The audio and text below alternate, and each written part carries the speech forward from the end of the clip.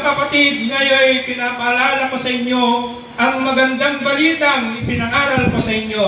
Iyan ang magandang balitang inyong tinanggap at naging saligan ng inyong pananampalataya.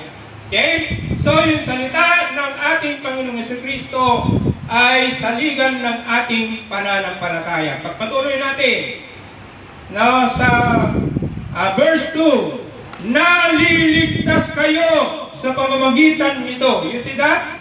Kung matatag ninyong pinanghahawakan ang salitang ipinapangaral ko sa inyo, maliban na lamang kung walang kabuluhan ang inyong pananampalataya. So, ibig sabihin, maliligtas tayo kung tayo'y nabubuhay sa salita ng ating Panginoong Jesucristo. Kung tayo'y nabubuhay sa magandang balita na yan. Okay? So, maliwanag mga kapatid, na yung daan na makitid, o pinto ang makipot, ay yun yung salita ng Diyos na kung saan ay dapat tayong mamuhay doon sa salita ng ating Panginoong Jesucristo. Okay? Pagpatuloy natin.